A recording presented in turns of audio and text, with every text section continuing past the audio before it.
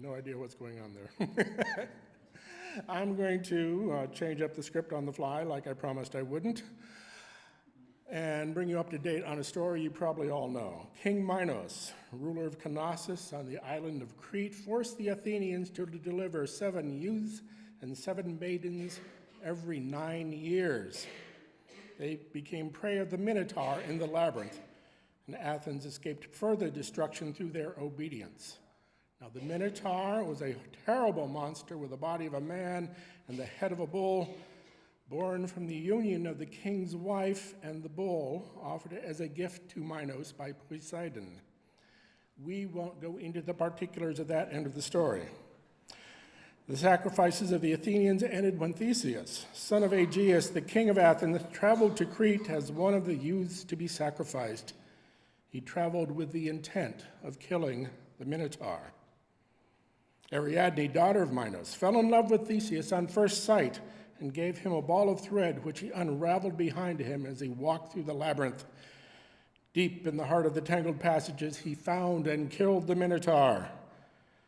Following Ariadne's thread, he retraced his steps into daylight and was hailed by a hero by everyone, except, of course, Minos. Theseus sailed away, but they did not live happily ever after. Let's just leave the story at that. Okay. By way of that introduction, something a little darker for the invocation, a poem about the labyrinth by Jorge Luis Borges. Zeus himself could not undo these nets of stone encircling me. My mind forgets the person that I have been along the way, the hated way of monotonous walls, which is my fate. The galleries seem straight, but curve furtively at the terminus of years. I'm hearing a sound, sorry. And the parapets have been worn smooth by the passage of days. Here in the tepid alabaster dust are tracks that frighten me. The hollow air of evening sometimes brings a bellowing, or the echo, desolate, of bellowing. I know that hidden in the shadows there lurks another whose task is to exhaust the loneliness that braids and weaves this hell, to crave my blood and to fatten on my death. We seek each other. Oh, if only this were the last days of our antithesis. On that cheerful note, we'll try something really different. This is a mashup of Mary Oliver's Yes, No, with some additional text by Leslie Crowley Srayek, I think. St. Mary Oliver is, of course, our UU favorite. Leslie Crowley Srejek seems to have had quite a presence on the internet about 10 years ago, but I can't find any recent contact information for her. Otherwise, I'd ask if we could borrow her poem. So, Leslie, if you're listening, thanks. We're going to turn the usual process on its head. You, the congregation, get to speak first, and I will insert some other dialogue which you won't get to see. So, are we ready? Oh, there's that Minotaur. He's a nice looking guy. He's really nice. His friends really like him. Here we go. How important it is to walk along, not in haste, but slowly, looking at everything and calling out, yes, no. To which I respond, the coils of this labyrinth remind me of a small intestine. This vexes me. Walking the labyrinth is supposed to be a spiritual experience, isn't it? Neither time nor place for unlovely images of the body. The truth is, I dislike the labyrinth. I find it too constraining, too tedious. All these looping, repetitive coils. The truth is, I hate the labyrinth because it is pale and remote and silently indifferent to me. If I'm going to engage with something, I'd like for it to talk back, please.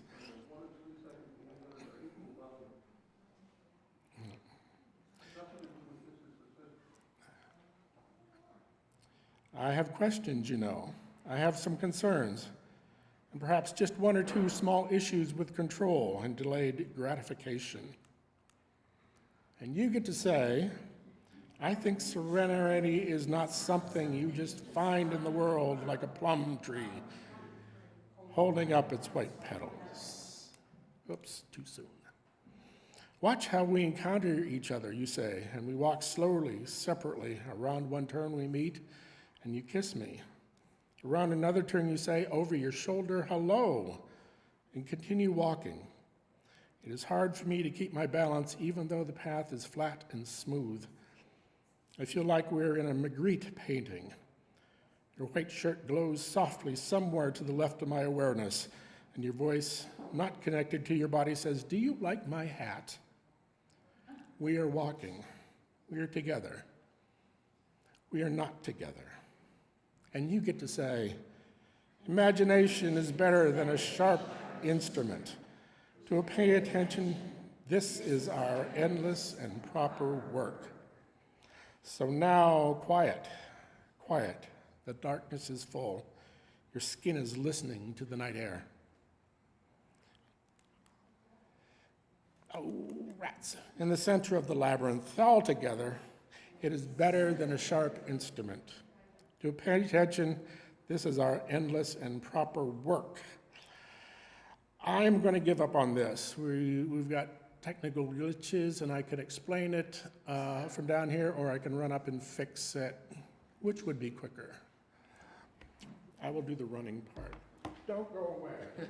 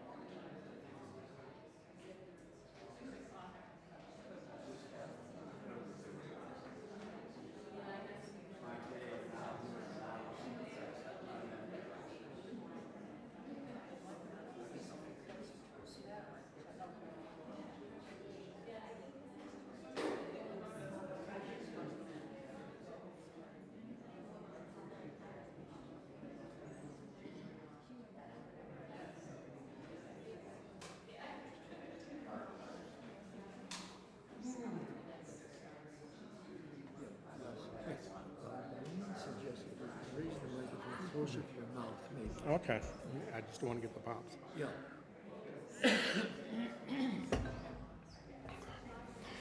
Are we ready? Labyrinths. All over the place, all shapes, all sizes. Where do they come from? What do they mean? Do they mean anything? What's the fascination? Why does anybody care? Lots of questions and lots of answers, and time again, the answers don't answer anything. If anything, the answers just add more confusion. What is a labyrinth? For our purposes today, it's a single, uninterrupted path in a relatively compact space leading to a central point. Today, I want to talk about and center on labyrinths that can actually be walked, physically large labyrinths on the ground, and only secondarily painted or carved labyrinths that you might find on a wall or even a ceiling. Walking a labyrinth, seriously undertaken, is a ritual.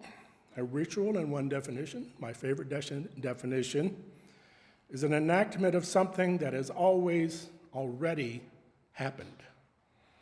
A labyrinth is a physical manifestation of that definition. It has always already happened. You are walking the steps of heroes. You are walking in the steps of millions. There's a labyrinth from Siberia. Who would have guessed?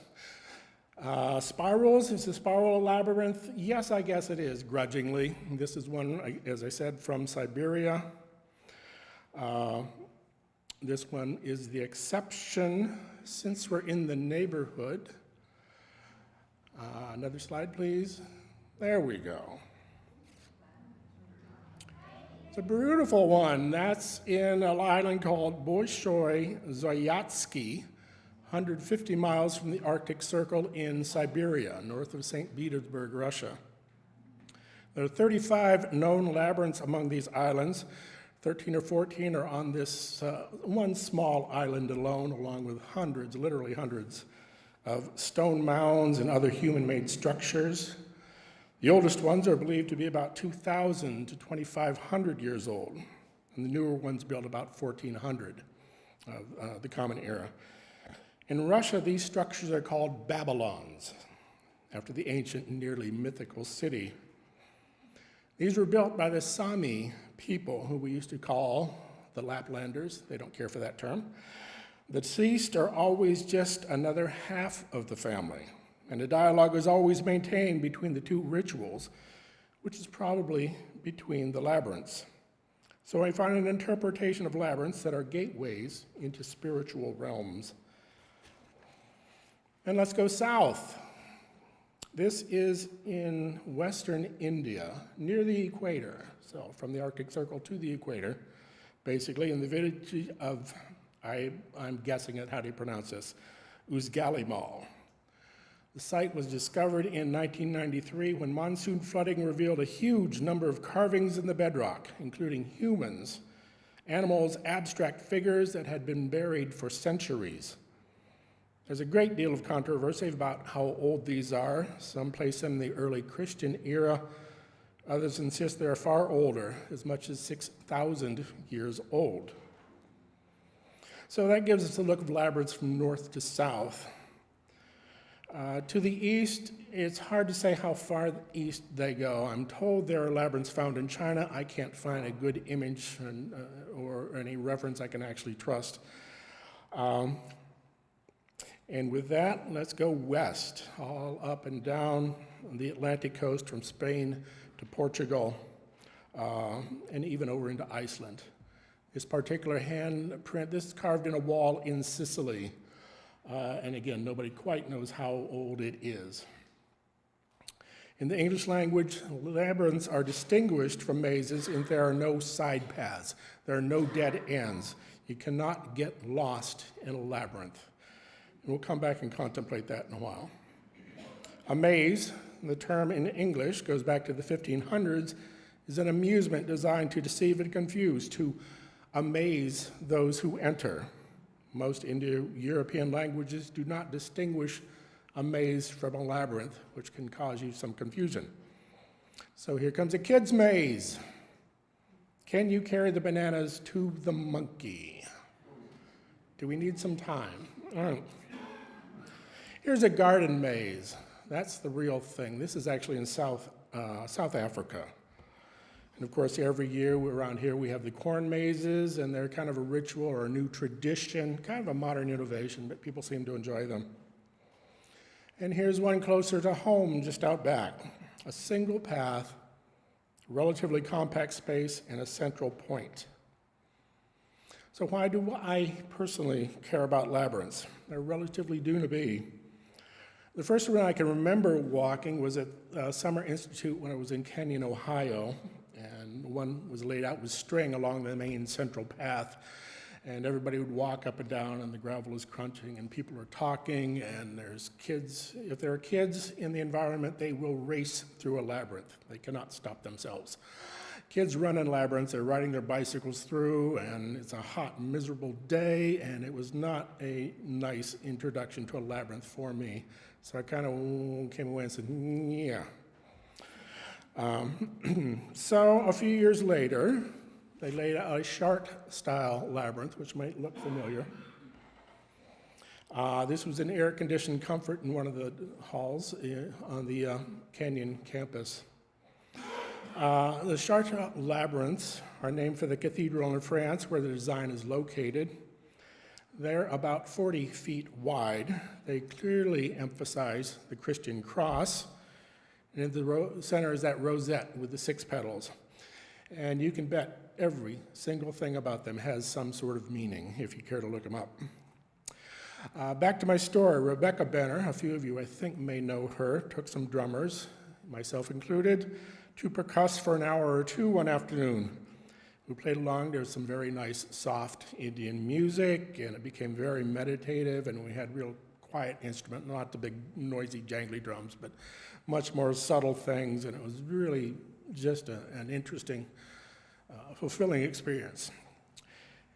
And I thought, well, I would just walk that labyrinth. So I did.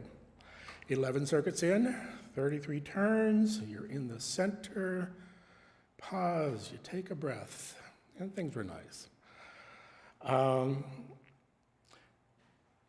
little back up to the story. Michelle had just taken her job in South Carolina, a minister's job. I resigned from my job at Pitt Bradford.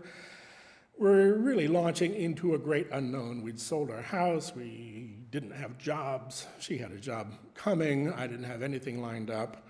A few days I would leave from Kenyon. I had car keys, I had a little bit of luggage. I had a phone number for somebody I'd never met to call and beg for a place to lay my head. Michelle went home for a week to finish packing and come on south.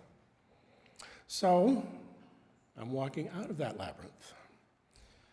If you've ever experienced labyrinth, you know that after a couple of turns, you have no idea where you are, right? You're near the center, you're near the outside, you're in a bunch of things, and there's paths everywhere, and occasionally there's other people in there, and where the heck are we going? How do I get out of here? Of course, you get out by simply following the path. All I can say is, as I neared the end, I really just had a total emotional collapse, just a meltdown. And what? I can't even think about it. So all these anxieties and lots of other anxieties and lots of things that had really gone sideways in my life just really poured out. So, a few tears. Tears are common in the labyrinth experience. And so I will say, I notice people crying. I don't cry often. Most every day I'm at the church, I'll walk 1 or 2 or 3 of the labyrinths. Tears are not that common anymore. Occasionally I get a funny little jolt that cannot be explained, just like a little electric shock, but it's not electric. And sometimes, and I will encourage you to try this if you're walking a labyrinth, you get to the center, just look around, take a breath, and say, this is reality, right? It really brings you to the center of things. All the other concerns just go away, you hope. So often, yes, I don't cry much. I do often feel sad. I don't want to return back to the mundane world. So that's my story of how I got started in labyrinths. A few years later, as you may have surmised, we moved to Buffalo. Michelle held, among some other activities, little after-hours sessions of people building finger labyrinths. Does anybody here still have theirs? Oh, a few of you do. Right, they're a lot of fun. I have one at home I look at pretty much every day. Interest grew here in the church about reclaiming the back 40, the land back there, and which is, again, much overgrown. So I sort of started to step into that gap. With the careful planning that characterizes all of my endeavors, I assure you, I looked at a 6-page document on how to build a labyrinth, and I looked at the first page and a half, just the pictures, and said, oh, I can do that, and tore into it with a weed eater. And I had actually staked out a few little corners and messed up on my very first turn and put 2 paths where there should have been 1. I continued in that manner, and as I was nearing the end, thinking I was going to have a 7-circuit labyrinth, I forgot to include an entrance, which defeats the purpose, needless to say. So 2 more turns later, we now have a 9-circuit Scandinavian labyrinth.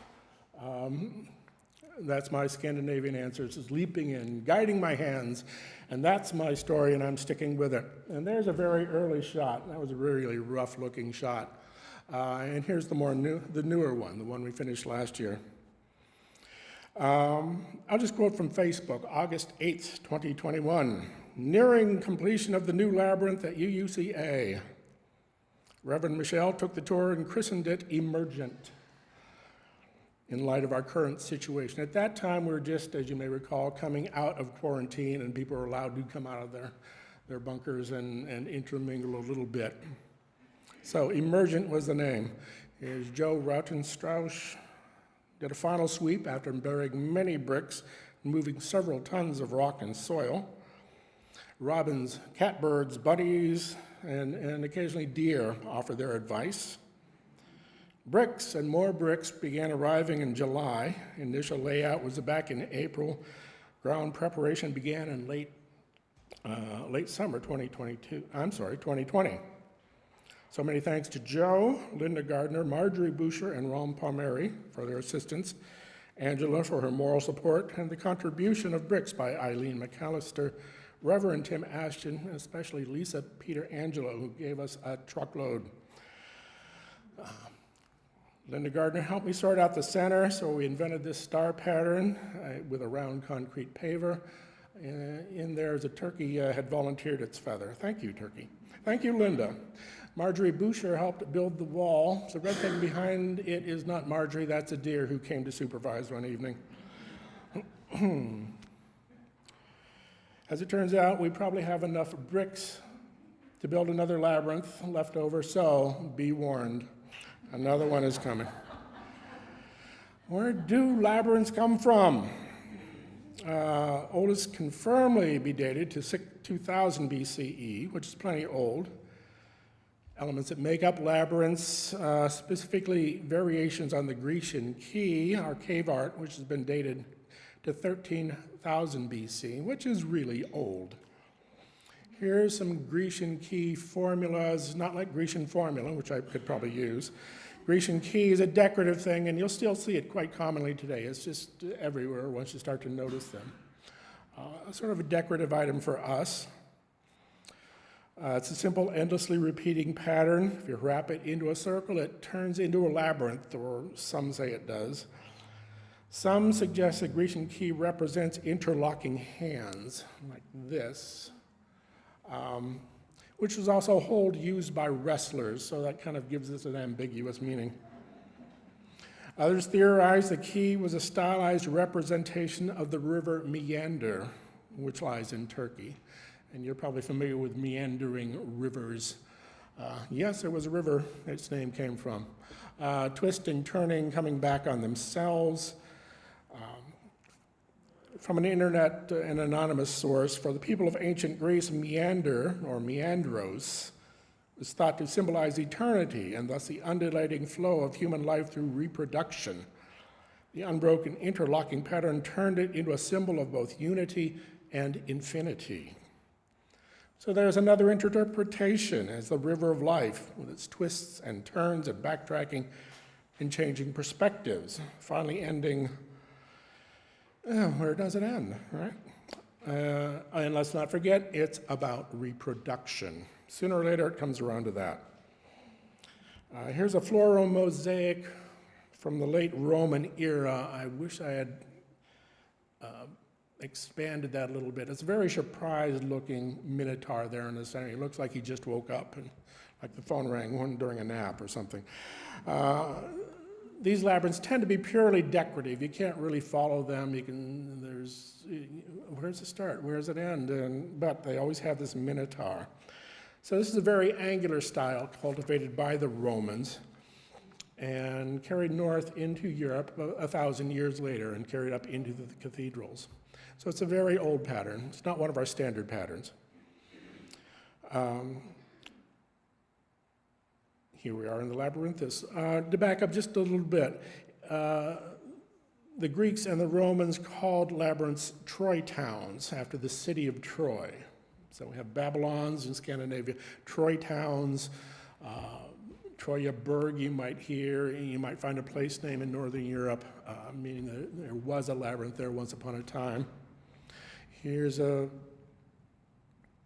picture from graffiti from the city of Pompeii. I suspect alcohol was involved. What it says was, "Labyrinth, here lives the Minotaur." So probably not a compliment to the owner of the house, right? What do these things mean? Well, we don't know who first figured out that classical labyrinth, thank you, or where it happened. The quote from the Theosophical Society, hold your breath. "The 7 circuits of the Cretan labyrinth correspond with the 7 spheres of the sacred planet, the 7 principles of the human being and the cosmos, the 7 days of the week, and other such 7-fold meanings. Passing to the center of the labyrinth and returning to its circumference represents the involution and evolution of the universe, coming into birth and passing out of earthly life as an individual, and most important, a journey to the center of our own being. The achievement there, a quest for wholeness, and a subsequent return to our divine source." That's a lot of things packed into the 7 circuits, right? The winding pattern of any labyrinth also represents the circulation of vital energies within our body. That pattern suggests the convolutions of the brain and the intestines, 2 poles of our body corresponding to the consciousness and its physical vehicle. We traverse the labyrinth to bring wholeness, all parts of our being. Walking the labyrinth is therefore a type of yoga. So again, we return to the meditative aspects. In some, it's got all these bodily associations. It's the brain, it's the intestines, and symbolic associations. All those things in our culture that wind up with 7, start with 7, wrap around 7, a really mystical number in Western culture. Here's another thing, and I'm going to skip over a long Shaggy Dog story about it, but I fell in love with the design, and when we get around to another labyrinth, this will probably arrive, and it's called a Baltic Spiral.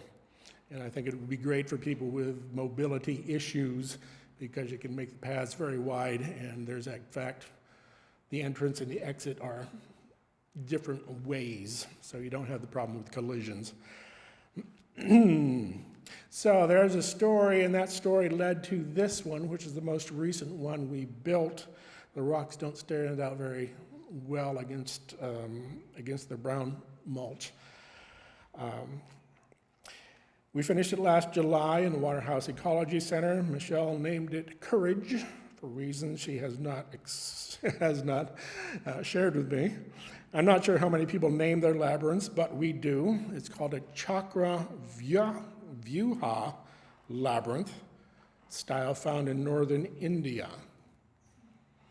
In India, labyrinths of this design are often found in homes, often near doorways, as protection against, guess who, malevolent spirits. They also might be painted or chalked on the ground in front of your house, and even though they're worn away or washed away by the rain, the fact that you have done it means its protection remains. Let's go back to Scandinavia. You got whiplash yet? From India to Sweden, yeah, we'll say Sweden.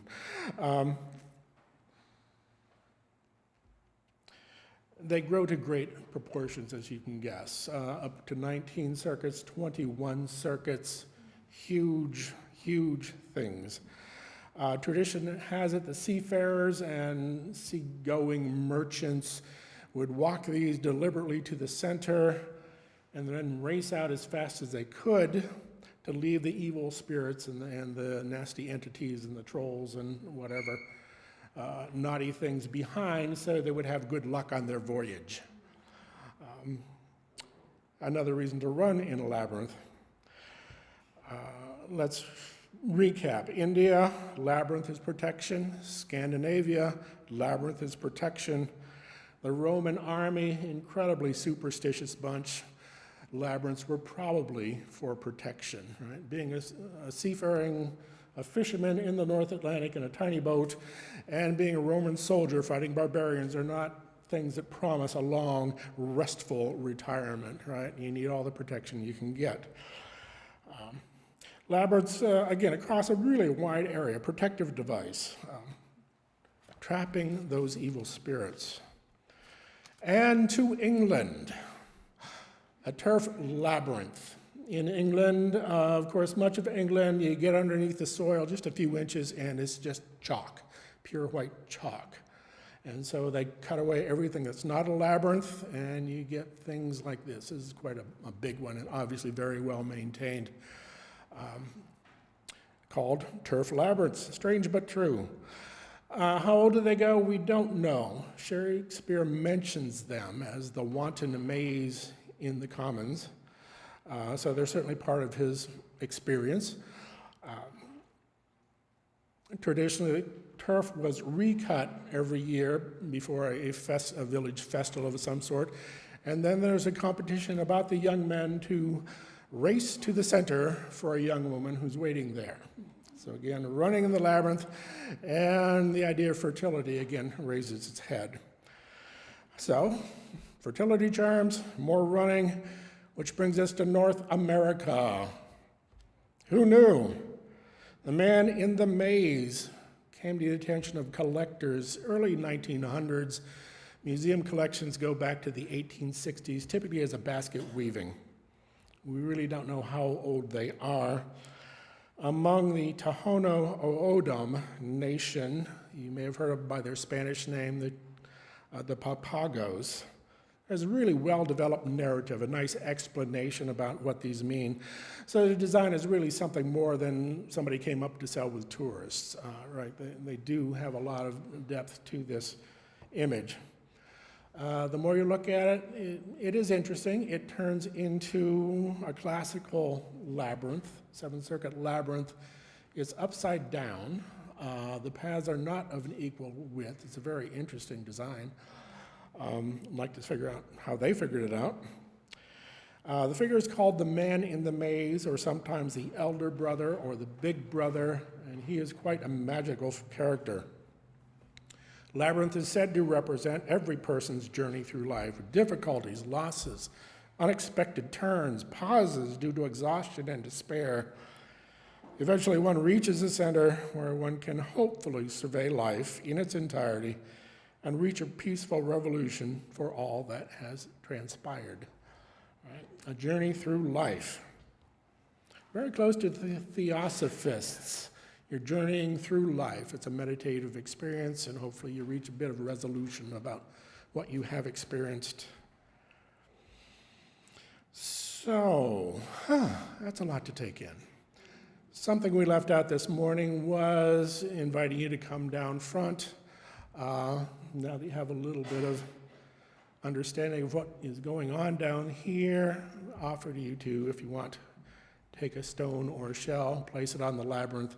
I will leave Ron to take over, as I promised I could. There's a lot to think about. Let's take a pause for a moment to engage with our labyrinth. Each of us carries with us into this worship and cares and concerns, joys and sorrows. Together, we create the container where we can put down our burdens, knowing they are held gently by this gathered, loving community. For those joining virtually, I invite you to give voice to that which is in your heart, or perhaps type it into the chat in the live stream. For those here in the chapel, I invite you to come forward and place a stone or a shell on the table labyrinth in recognition of that which is on your heart.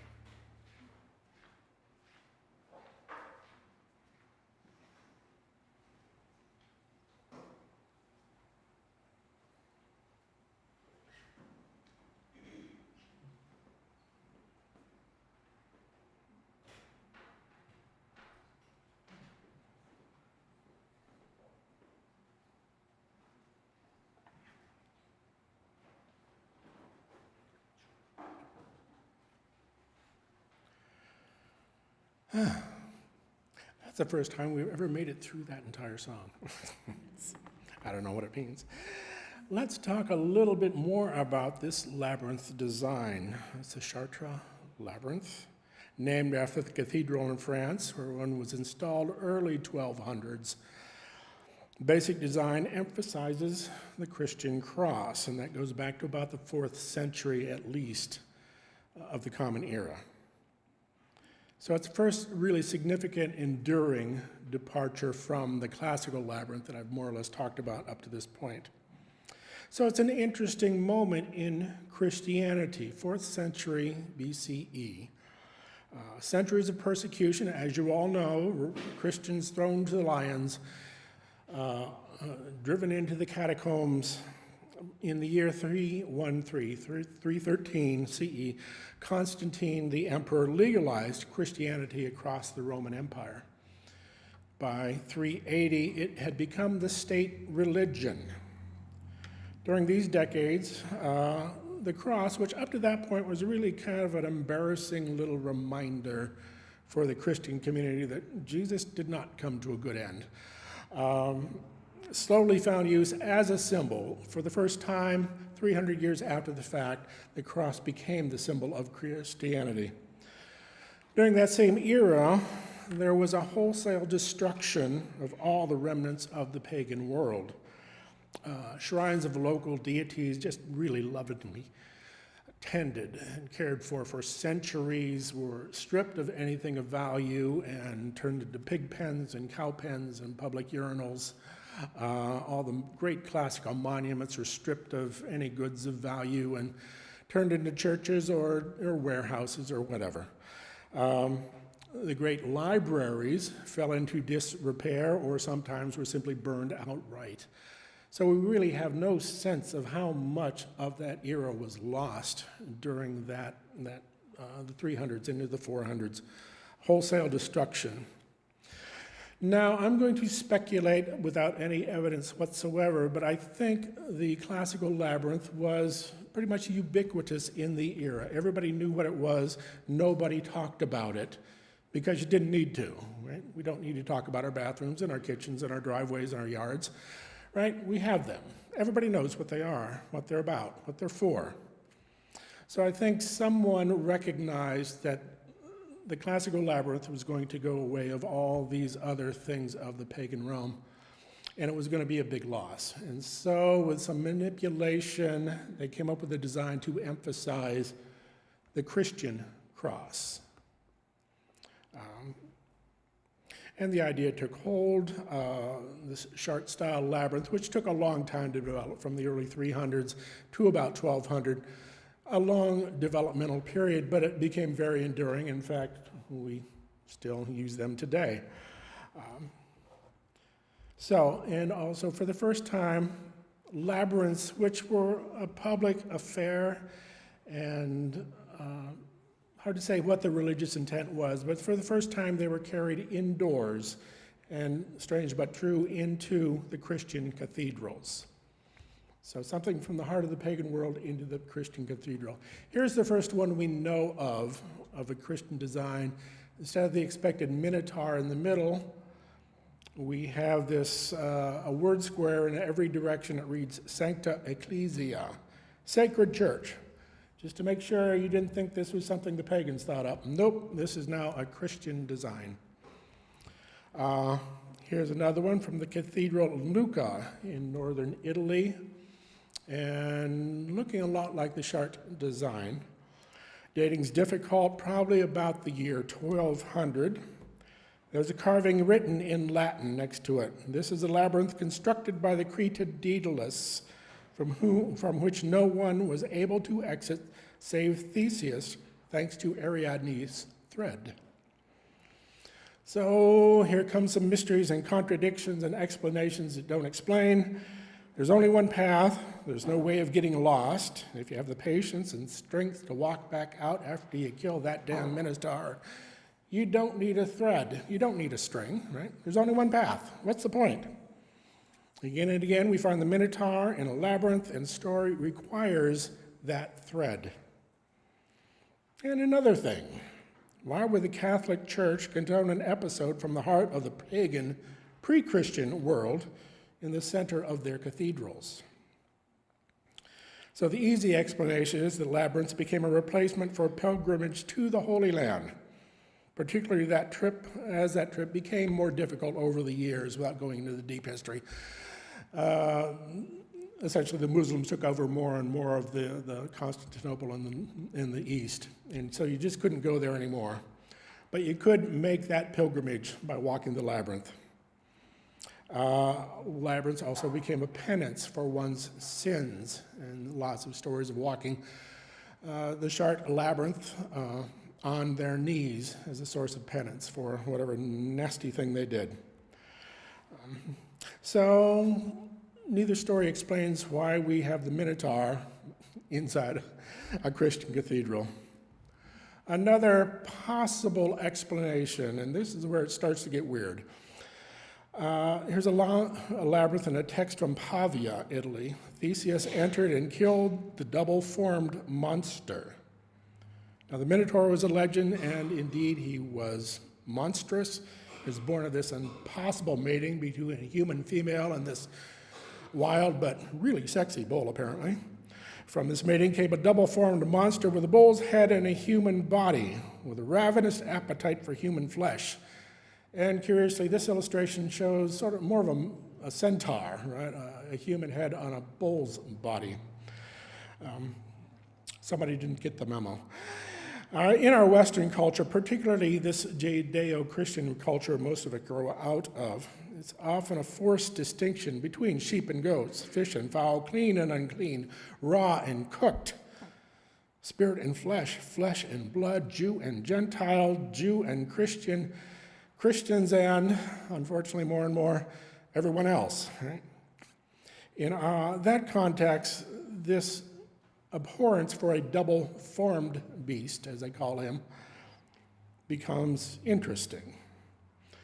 We are at this time sorting out the vagaries of sex. Perhaps there's more than just two, right? Perhaps there's a range of it. There's this traditional demand for a sharp distinction. There is no possibility other than male or female. So the conservative worldview, as always, says the biformed, the double-formed are monstrous, ravenous, corrupters of our youth, and must be destroyed. So the labyrinth may represent a passage into the shapeless, the amorphic, and then a return into a clearly defined world. That would parallel another explanation at Chartres, that the journey to the center of the labyrinth follows Christ's harrowing of hell in the Catholic tradition. Perhaps it's useful to remember that Pan, that really ridiculous satyr with the devil's horns and the human head, he's kind of just a character, got turned into the picture of Satan, right?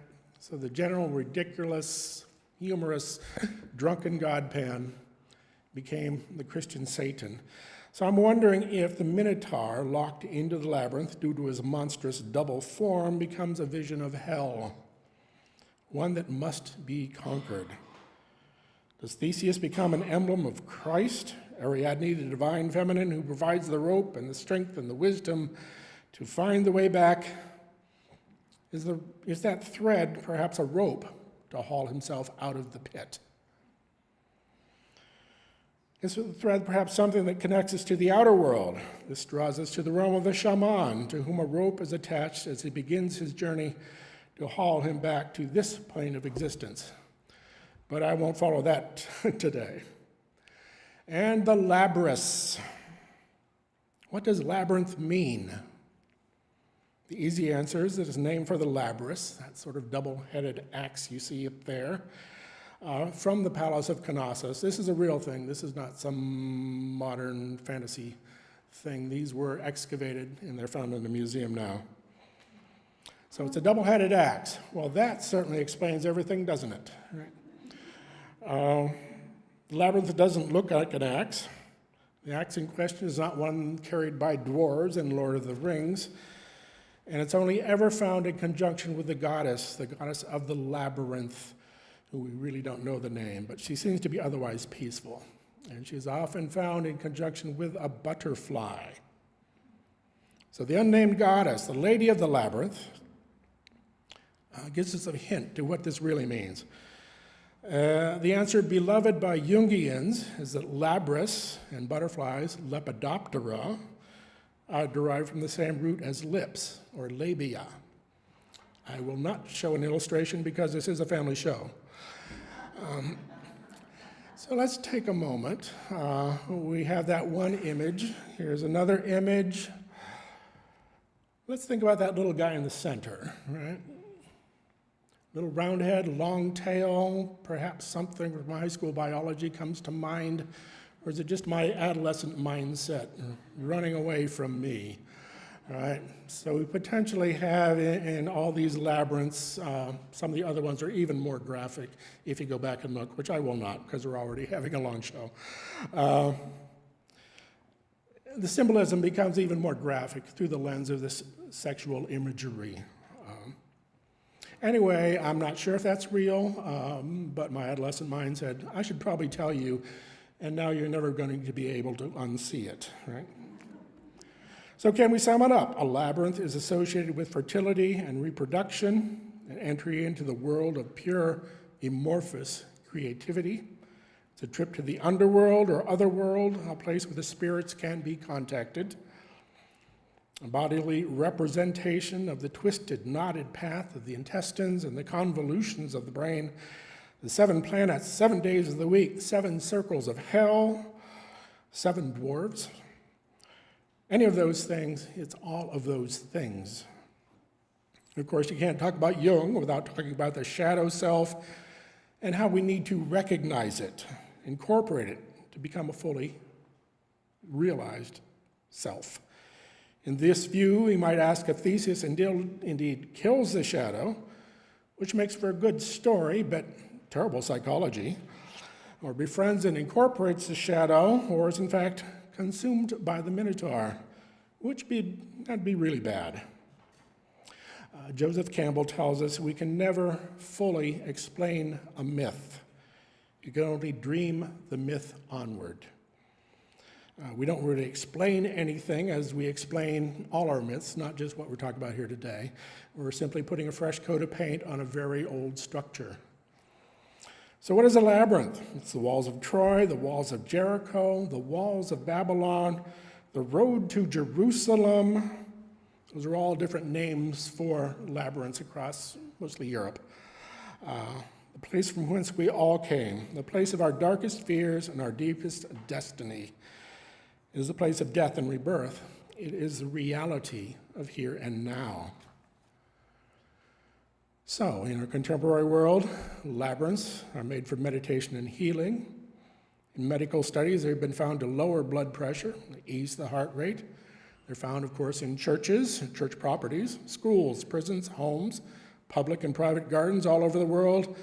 As in all meditation exercises, what you bring to it is what you get out of it. So here comes the altar call. Yes, we're near the end.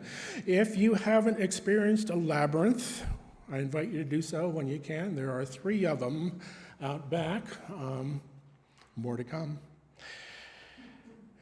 And that's all I have to say. Please join us in singing Circle Round for Freedom, 155, in the gray hymnal.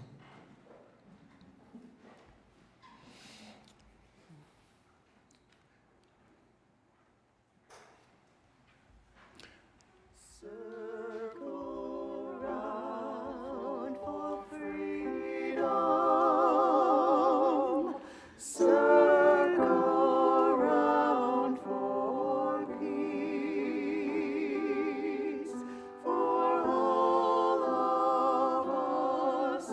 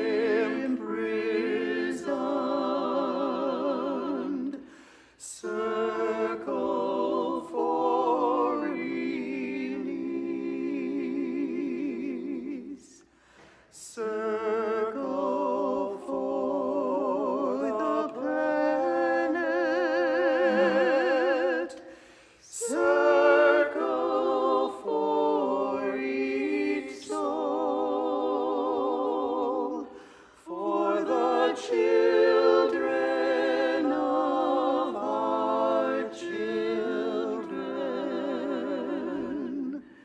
keep the circle whole.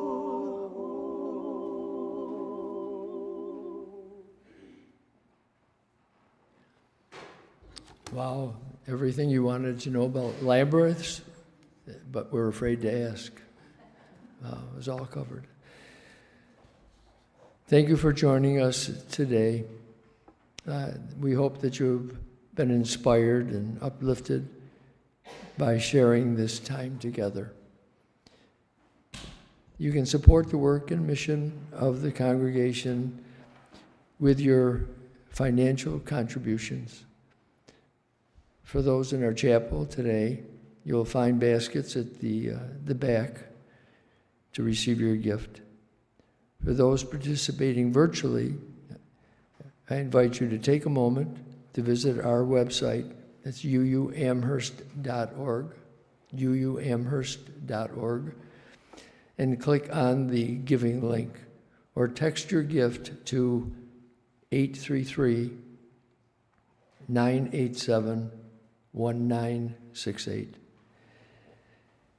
Please join me as we extinguish our chalice with these familiar words. We extinguish this flame, but not the light of truth, the warmth of community, or the fire of commitment. These we share in our hearts until we are together again.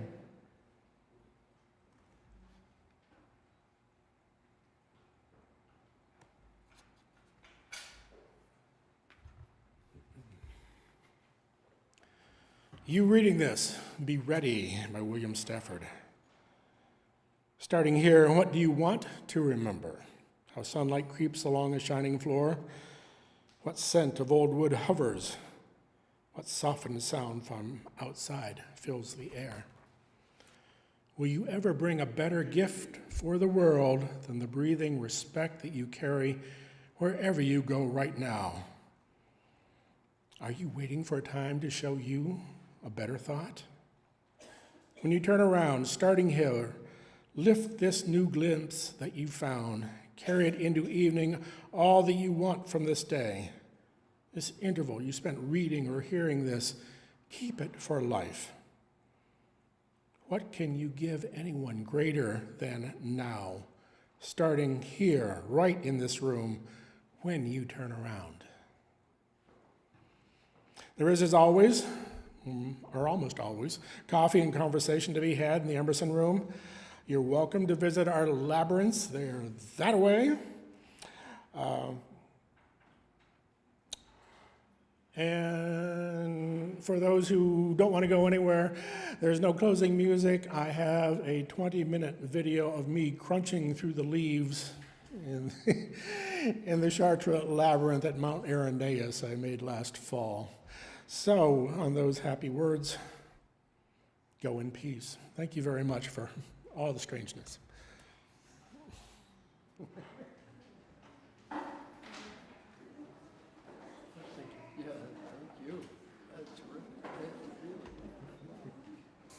Long.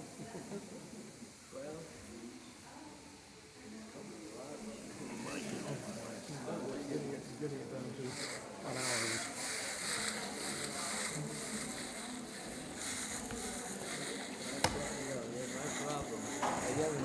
Cataract surgery coming up. Oh, I didn't know that. And I'm struggling. Yeah, I didn't I realize. should have really.